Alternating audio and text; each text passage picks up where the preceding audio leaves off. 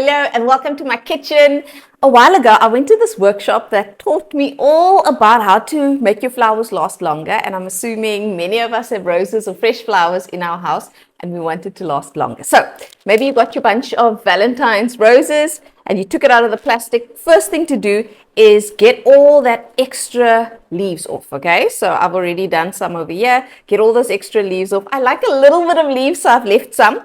But otherwise the leaves suck up all the water. And the other thing is you want to make sure that there are no leaves in this water, because immediately it will turn that water to that greeny color and the water will go dirty and the bacteria and your roses won't survive, or your plants or flowers won't survive. So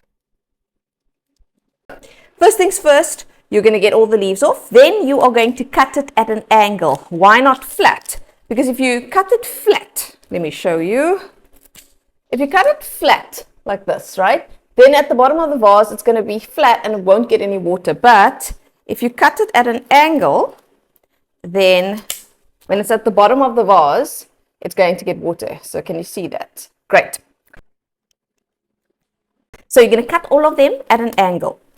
Then the next thing you're going to do, and let me just say this works with kind of hard stem flowers. If you have soft stem flowers like poppies or something like that, then this is not going to be the trick to use with this next trick. You're going to get some boiling water. Yes, boiling water. So I'm just going to pour some in.